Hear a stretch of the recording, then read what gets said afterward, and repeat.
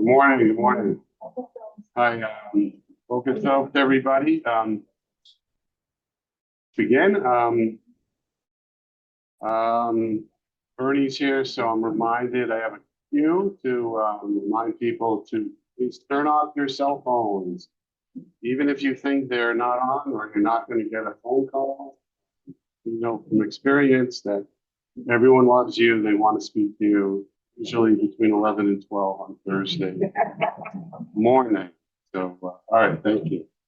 Okay, all right, I entitled this From Sinai to the Land. We're going to start off with a well-known Rashi. Many of you know it, some of you may not, but we'll learn about it, and then we will take it off in our own direction as we usually do. Okay, so the pasuk begins from Behar, Vayikra 25, verse 1 and 2. Vayidaber Adonai Moshe Behar Sinai Lemor. God spoke to Moshe on Har Sinai. We already know that. It happened a few weeks ago as far as our parshas are concerned, right? So, and then the specific halacha is Daber B'nai Yisrael v'Marta Lehem Kisavo El Haaretz. When they ultimately enter Eretz Israel, that Hashem will give to them, then B'Shabsa Haaretz, the land will rest, and it's a Shabbos to Hashem. So it's a Sabbath unto the Lord. So it's really very interesting that you didn't even know, like, it's like they're gonna get to the land of Israel, and it was the first thing before, don't collect, go directly to the land, don't do anything. They're not even we don't even know that they're building on the land. We don't even know that they're plowing the land and putting seeds in the land. And then it's already going to be a Shabbos to Hashem. We see that this is very important because it doesn't say when you go about, doing your farming and your agriculture that, that's a good thing. But right away, when you go to the land is going to cease. It reminds me of when I started here, the first week I had a scholar in residence. It's like the Shabsa Harabba, you have a Shabsa. Like, one second, we didn't even get started here. You already have those same things like Shabsa Haaretz, the land which I'm going to give you. Oh, the land, oh, great. And now the land, okay, the land's sitting back. I don't have to do anything. The land's like, wow, it's great. All right, so this is the idea of the Shemitah. But the question that we have to deal with is why is it Har Sinai mentioned here specifically? So this is the question. Why go from Har Sinai to the land? What is the connection between Sinai and Eretz Yisrael? All right, so this is the topic that we're going to deal with, and this is the famous Rashi. So this is, one of the key Rashis that, if you are to know Rashi, you should know Behar. The 10 famous Rashis. This is one of the Rashis that is known. So Ma Inyan Shemitah Eitzel Har Sinai. What is the subject of Shemitah? What does it have to do with Mount Sinai? Halo Kol HaMitzvos Namru Sinai. Right? We just had Mama Har Sinai. We're going to read up the Shavuot. So please God, we will read again that the Torah was given on Sinai, and all of the mitzvos. Right? Moshe was up on the mountain 40 days and 40 nights, and according to our tradition, he received all of the mitzvos. So that's the basic question that Rashi, based on the Torah Kohanim, the Midrash, or Vayikra. So the answer is Ela Mashe Mita Ne'emru Klalosa Pratosa V'Dikugal Misinai Af Kula Ne'emru Misinai. So it's just like a specific example.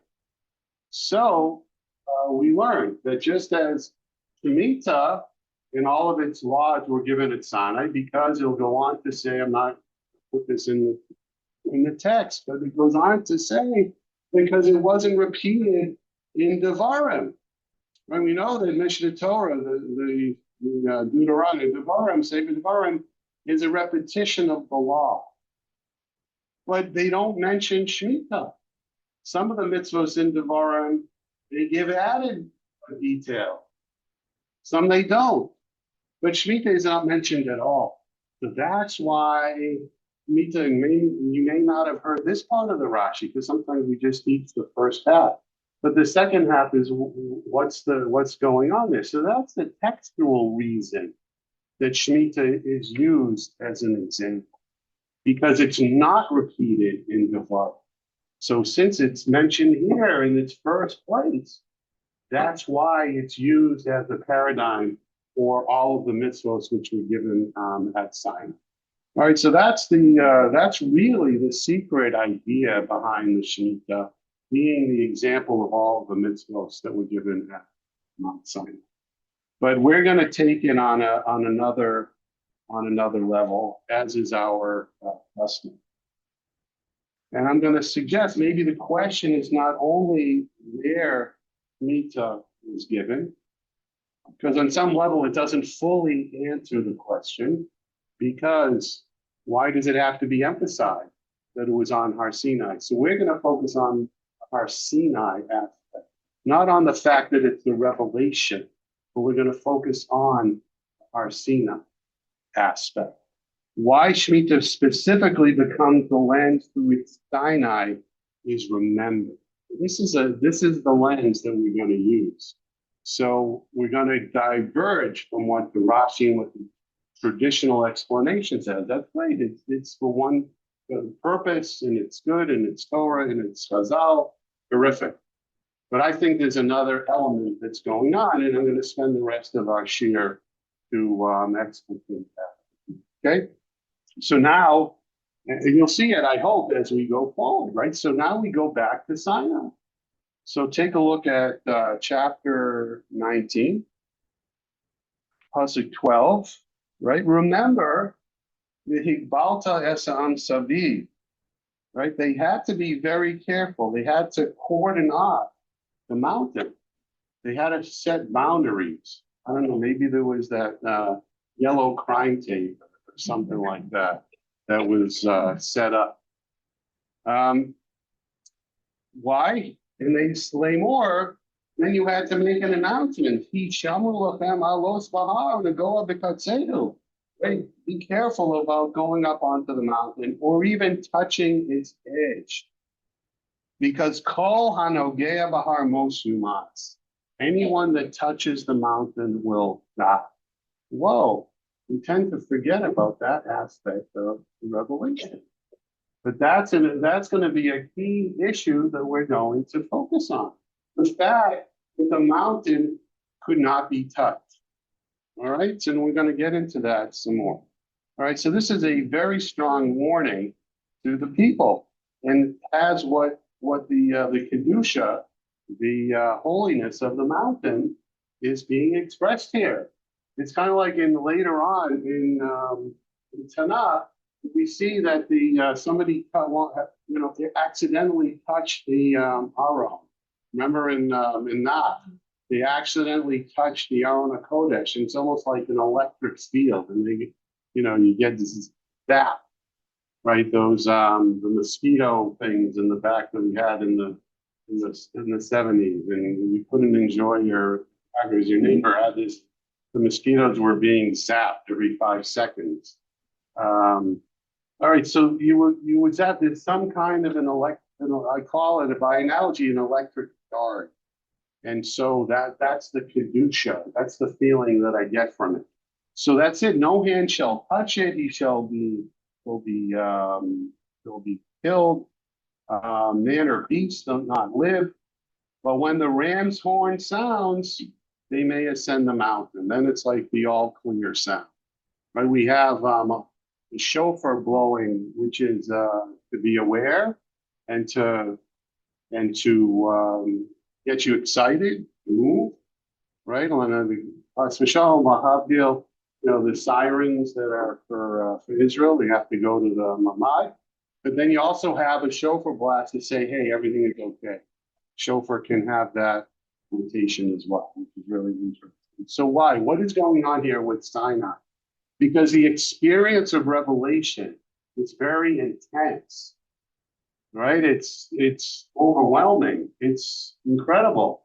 Hashem is revealing Hashem's self to us. So your normal life cannot go on the mountain, right? So it's the awareness of Hashem, but it's impossible to live with on a moment by moment basis. So that's what the boundary is setting off of the Kedusha saying. Yeah, this is going to be an overwhelming experience and it cannot be lived 100% of the time because we're only human. So by being separated from that in the moment, it's teaching us that it's an overwhelming experience and that we cannot handle it. It's too much for the human. We talk about bandwidth today. We don't have the bandwidth to really fully absorb everything that Hashem can be. And so therefore, we have to be separated. There has to be a boundary from it. Okay, so this is the idea behind Sinai.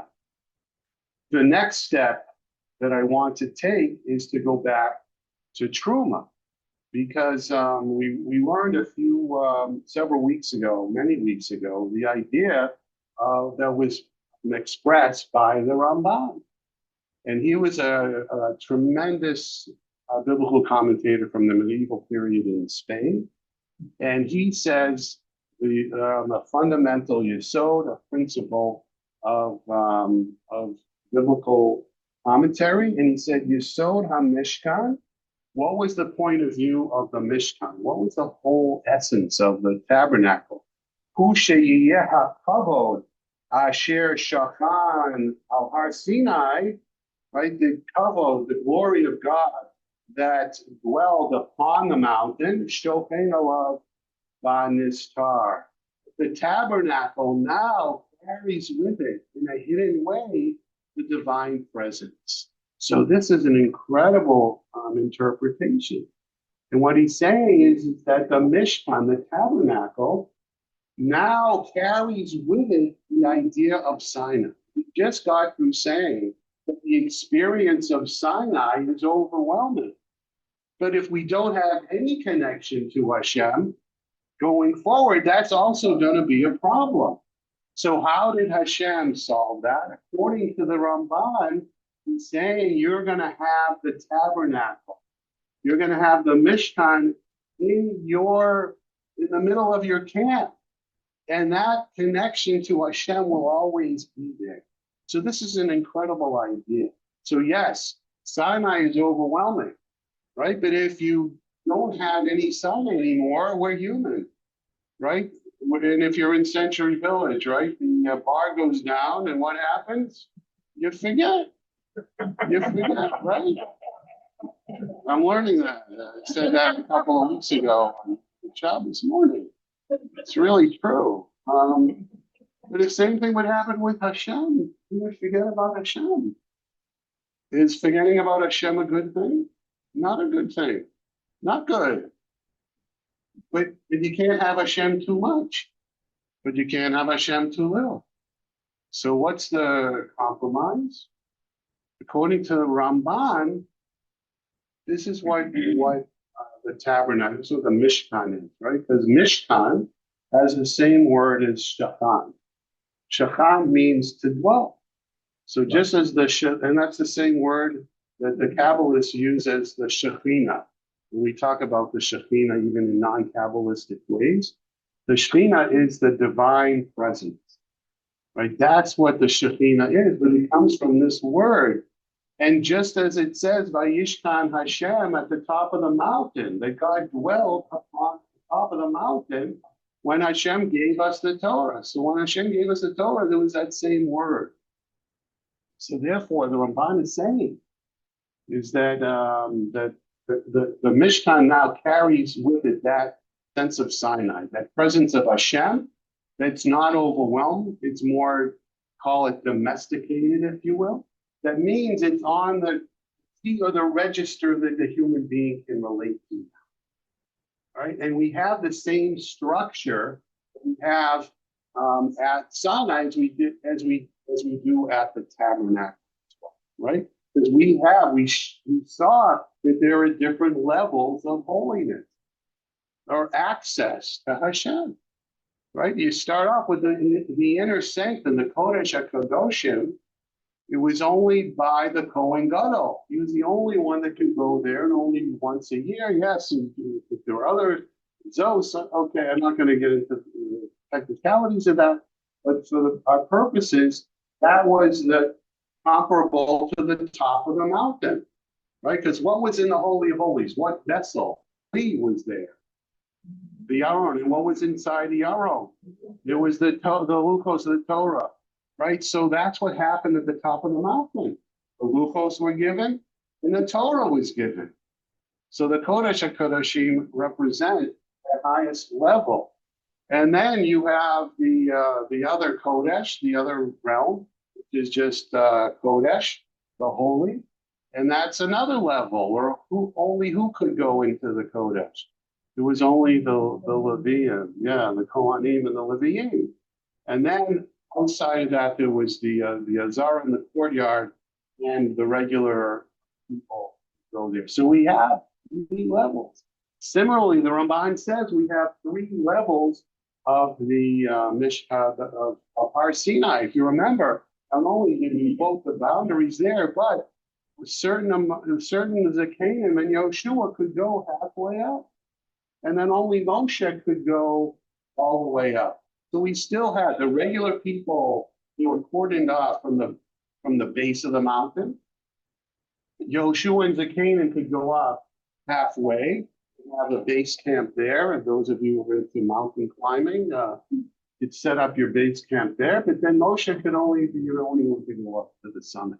So Ramban notices there's a fascinating connection that just as the setup, the structure of the tabernacle had different boundaries, so too it was Sinai.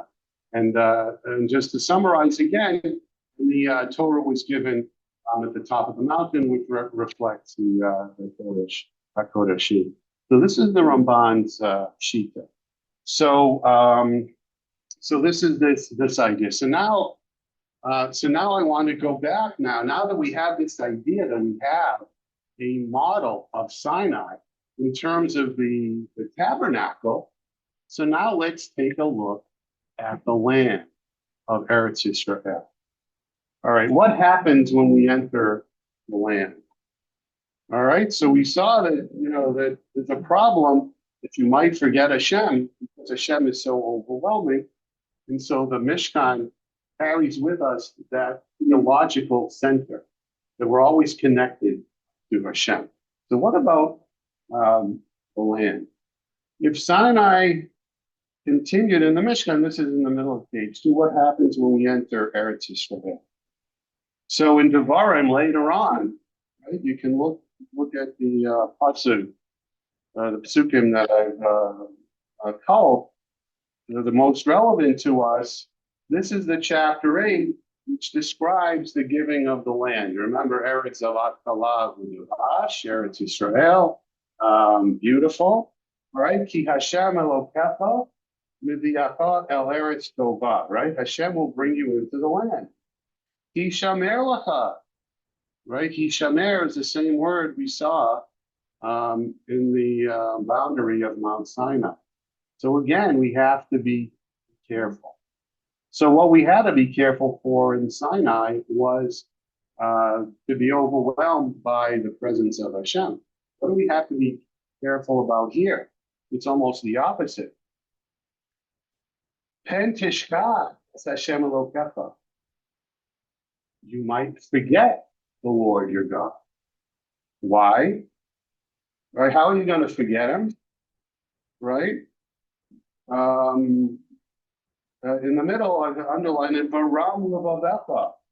Because once you were building a society and you're eating, and you're good farmers, and Israelis know how to get, grow stuff in the desert, without water, amazing. And the Great Lakes. Then what might happen? B'yashavta b'korcha tzoncha, you're gonna get all this wealth, kesef and zav, yirba l'cha, and everything will be wonderful. You're gonna have a sense of arrogance, right? You're gonna be haughty.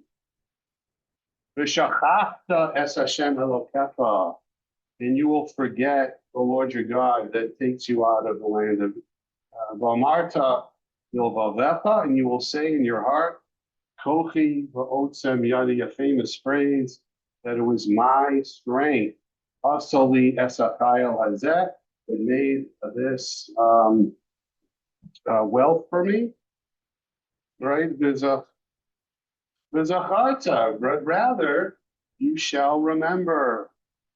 Kihu Hashem Okecha, kihu anosei l'cha kol ha'asos.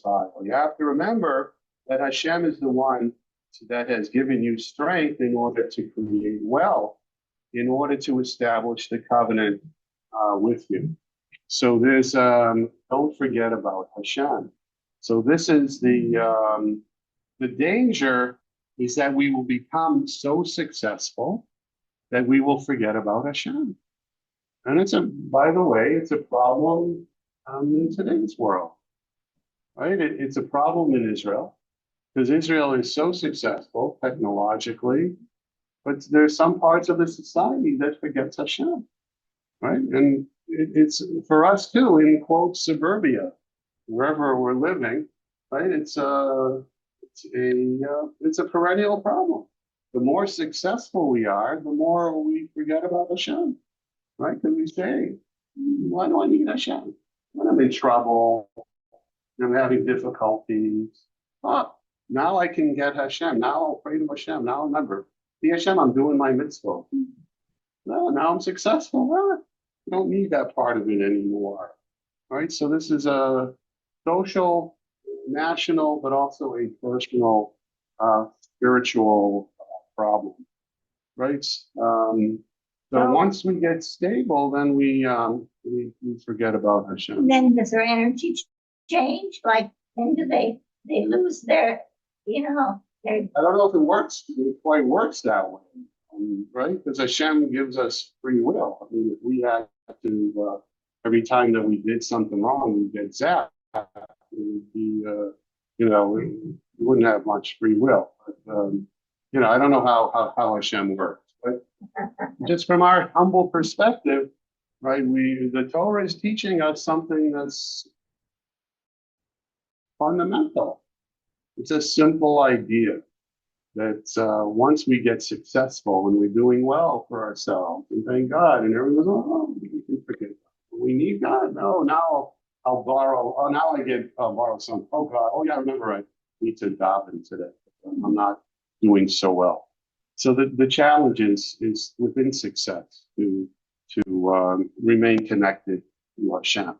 So now the next step is to go back to the Shemitah, all right? Because we didn't go into the exact halachas of it, but back in the beginning of the parsha, Ubashana Hashviz, right, on the 7th year, Shabbat Shabbaton Yeh La'aretz. Right, so yes, you will work the land for 6 years, but the 7th. But remember, we said that it was already foreshadowed. The Shabbat Haaretz means that was the key to the whole thing. The Shabbat Haaretz, that there should be a Shabbat, a ceasing, a resting of the land for Hashem. Why is it for Hashem?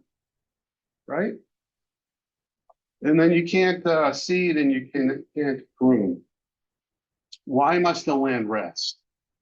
So if you look in, just a Google search, you will find that the average person is going to say, oh, we need to rest the land because it'll help the agriculture, right? If you do, you will see that, and then it's very common idea that, and I even read a book. I mentioned to somebody the other day. A few years ago, there was a book called Dirt, which I read. I read Dirt. I read about Dirt. My girl said, "You read the weirdest things." I said, "Well, you need to be up on stuff that's related to the Torah, and everything's related to the Torah." So I read on Dirt. And in Dirt, brilliant, I had no idea exactly what he's talking about, the soil and the this and that. And he also said, in the Bible, they say that, you rotate your crops because they had to let the land lie fallow for the seventh year. There's nothing to do with rotation of crops. So that's why we're here, because when we read critically these things that they tell us about our Bible, and no, the Bible is not a science book. It's not teaching us about rotation of the crops. It's teaching us about our relationship with Him. This is really, really very important. If you have been convinced in the past and brainwashed into the idea that Shemitah is about the rotation of crops, we are here today to think about that again and really reflect upon that. Because it's really not, it's a Shabbat Hashem. What does Hashem have to do with the rotation of crops? It's clear here. It's Shabbos. It's for Hashem, right? Shabbos and also when we speak Shabbos, it's because you need a day off. The Romans try to get the slaves to work every day, and so definitely there is a restful aspect of it, but it's really also mostly for Hashem. And that's what Shabbos is for us. It's for Hashem. Because we are following in the idea of the creation of the world, and we are partners with Hashem in creation. Hashem rested on the seventh day. Did Hashem need the rest? Obviously not. We need the rest because we're human, but that's not the main thing. It's a spiritual, vayinafash. It's a spiritual refreshment. All right, refreshments will not be served. I know you're thinking that. I said that word. No, refreshments will maybe another time. All right, so what does this have to do with Hashem? What is the spiritual idea behind it? Because when we have Shemitah, right, all of our business has to be curtailed. There's a tremendous change that has to go on. We're not in an agricultural society, but put yourself back there a few thousand years ago, and that your economic stability came from the land. And now you could not do the seeding and the plowing and the pruning and the maintenance of the land. And you're scared, well, where's my parnasa going to come from? That's where it's built in the cycle of every 7 years that you have to rely on Hashem. And that means that in the meantime, Hashem promised you that there will be enough food. And that takes tremendous emunah, right? Can you imagine that? I can't. I'm worried about week to week. Do I have enough? And I'm going to whole year? Oh my goodness. Can you imagine whatever business you're in? Whatever, if you're an accountant, you need to take off a year. If you're an attorney, you take off a year. Whatever you're doing, if you're a teacher, you take off a year. That might be a bracha, I don't know. But, can you imagine? You're not working for a year. That's why they have sabbaticals and they actually pay you. Well, what if you didn't have a sabbatical that paid you?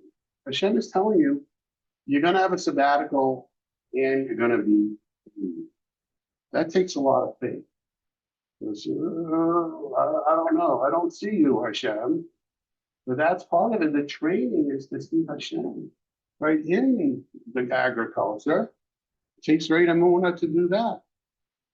And so that's what the Shemitah is trying to inculcate, because the whole control and economic stability and security and safety is taken away. But we are safe within Hashem. That is a tremendous level to go on. All right. We'll do comments and questions at the end. Okay, thank you so much. All right, so this is where we're at with the Shemitah.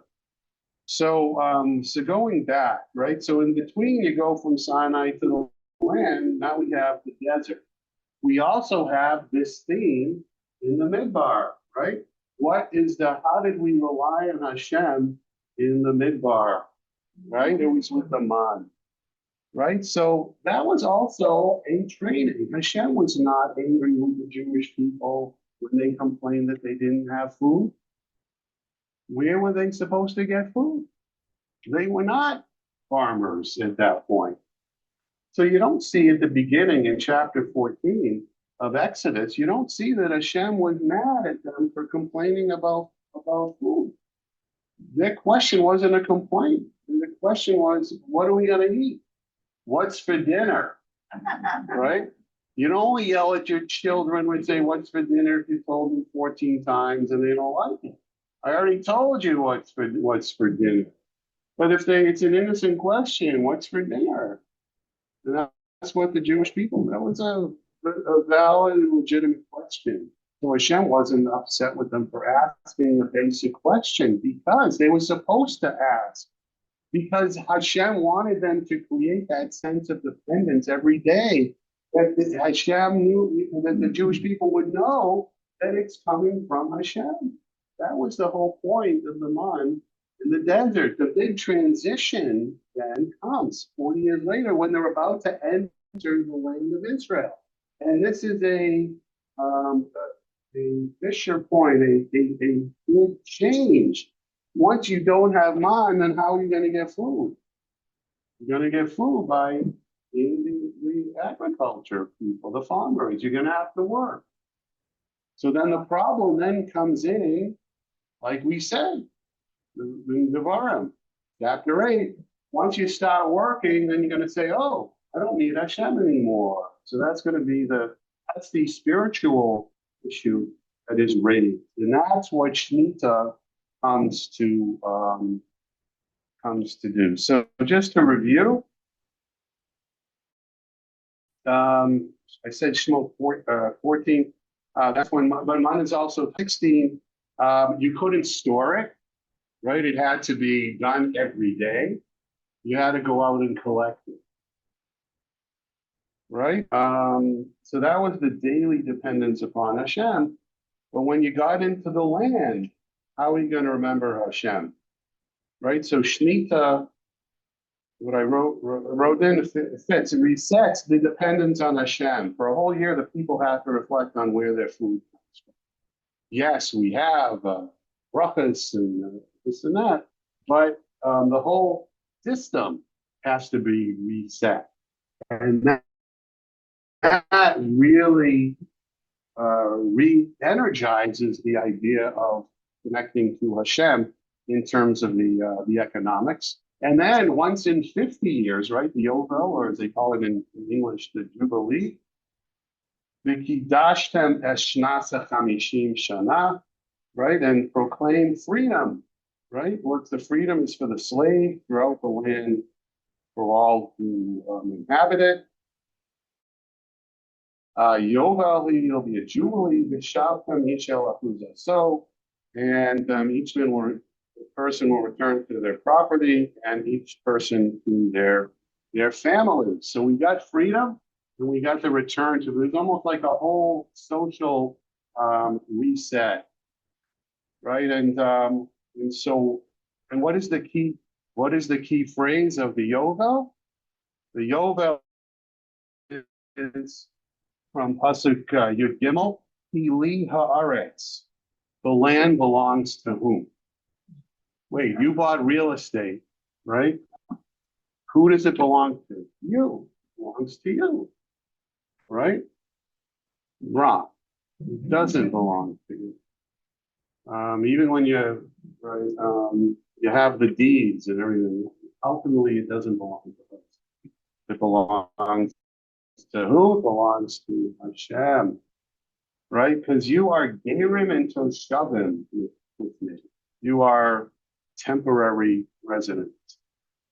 That's a sobering thought, right? When we're alive, we think, oh, I'm a real estate tycoon. What happens? What happens to that? You you have to it ends right there, unfortunately. So we are just temporary here on this earth. So that's what the Yovel is reminding us. So there are these laws that structure goes back to the origin, but it's really reorienting us to, in the 50-year cycle to this really profound idea. So Shemitah, I call it in the text here, I call it a speech around economy to guard against arrogance. And Yovel dismantles the permanent ownership, right? Because I don't know if they actually could live it, but at least in a theoretical level, on a spiritual level, there was a complete reset back to the beginning.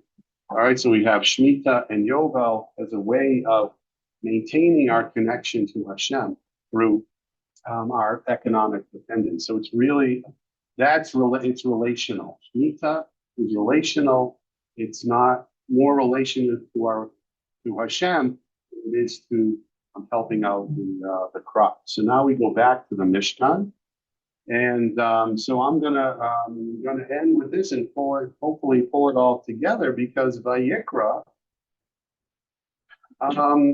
was very interesting, because we began way back at the beginning. We're now completing Metz Hashem, completing Vayikra, but we can remember what we did at the beginning of Sefer Vayikra, because it says Vayikra el Moshe, right? Hashem called to Moshe, and God spoke to Moshe Me'ohel Moed. Right, so now we were connected to the Mishkan, and then we go back, to our parsha, now to the land Kitavo El Haaretz. So these themes of the Mishkan and the land of Israel really are reflecting how to maintain Hashem in our lives. Right, the Mishkan is the place where we can connect to Hashem, because if we are so overwhelmed by the relationship, we will not continue. So we need a means of remembering Hashem every day, and that's what the more calmer Mishkan, with the routine and the order of the avoda that we have in the Mishkan, every Jew can have that connection to Hashem without being overwhelmed. And we have those essential days of Yom Tov where they're more intense, and we can have that, intense relationship as well. That's built into the system. But now we go to the land of Israel, right? So the land of Israel is beyond the Mishkan. The Mishkan is in Yerushalayim, right? The Beis Hamikdash is skipping some generations. The Beis Hamikdash is in Yerushalayim. What about the rest of the land of Israel? So the rest of the land of Israel is also holy, right? We have the idea of Kedusha Sahara, but that's the Kedusha of how we live every day. That's the holiness of working the land, right? So it's teaching us this holiness in the work of the land as well. But the problem is that we're going to forget Hashem.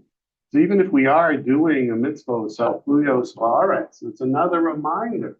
But we could just forget about the whole thing. So part of what Shemitah and Yovel and the Kedusha Sa'aretz is trying to transmit that idea that Hashem is still within us on a daily basis. So let's pull it all together. Vayikra begins where there is sacred space, there's Mishkan, and the ritual encounter.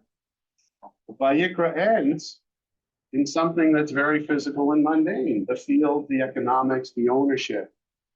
But that's also part of what Kedusha is. It's lived holiness. The ritual center of the Beis Hamikdash is spiritual holiness. But the land of Israel is lived holiness. And it has to do with day-to-day life, growing agriculture, economics, etc., and real human kinds of kinds of things. All right, so Sinai is the awareness is overwhelming. The Mishkan, the presence is localized, and we can still have a connection to Hashem in that ritual space. But then it can expand into the land where the awareness must survive ordinary life. So the question is not whether we stood at Sinai, but it's whether anything from Sinai remains once life feels ordinary again. So the challenge of Vayikra is to take the Kedusha, the connection to Hashem, and have it permeate our everyday life. So, okay, comments and thoughts. Yes. One, the lower of the hermits. Is there any definition as to where the freedom prevails in stone? I'm not sure. So the question is there a Boundaries. where the boundaries are? Where Shemitah is? Where Shemitah is or isn't? I think the answer to that question is Eretz Israel. However, we define the boundary of Eretz How Israel. about the 2.5 tribes on the other side? Yeah, I don't think that that's considered to be Eretz Israel. No. And Kilin Haaretz is not cannot only be interpreted as the land of Israel. Right. The land of Israel is what's the word? The prime example of what. But just like the Jewish people are the prime example of Hashem's people, Hashem is connected to every human as well. So the Haaretz is Eretz Israel with a special relationship to the Jewish people, and it's the signal that Hashem is connected to everybody in the world. All right, yes, what's next? Manny and then Just an observation.